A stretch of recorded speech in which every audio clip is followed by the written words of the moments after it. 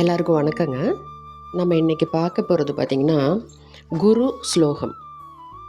நம்ம எல்லாருமே கேள்விப்பட்டிருப்போம்.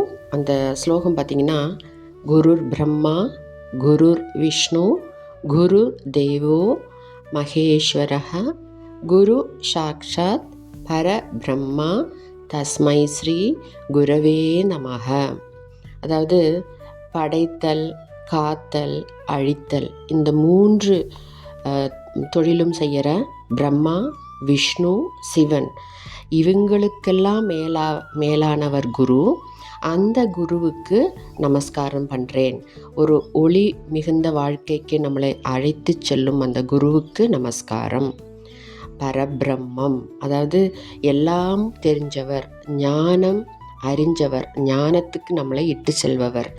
இது பொதுவாக நம்ம டீச்சர்ஸ், நம்ம கிளாஸில் நமக்கு சொல்லி கொடுக்குற குரு, அந்த குருவும் மீன் பண்ணும்.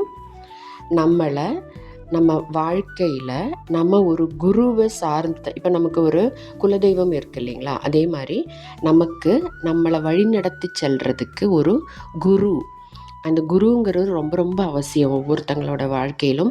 அந்த ஒரு குரு இப்போ உயிரோடு இருக்கலாம், இல்லாட்டினா அவங்க இறந்து போயிருக்கலாம்.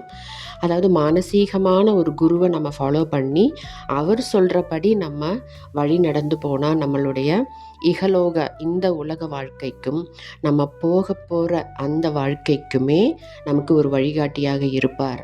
அதுதான் இந்த ஸ்லோகத்தோட மெயின் அர்த்தங்க. குரு பூர்ணிமா அன்னைக்கு இந்த ஸ்லோகம் ரொம்ப ரொம்ப எல்லா கோயில்லையுமே சொல்லப்படுது. குரு தட்சிணாமூர்த்தி அந்த தெய்வத்தை சன்னதிக்கு போகும்போதும் இந்த ஸ்லோகத்தை நம்ம சொல்கிறது ரொம்ப ரொம்ப பயனளிக்கும். குரு, அந்த குருவுக்கு நம்ம இவ்வளோ ஒரு மதிப்பளித்து நம்ம கண்ட்ரீஸில் மட்டும்தாங்க நம்ம குருவை இவ்வளோ போற்றி நம்ம வணங்குகிறோம்.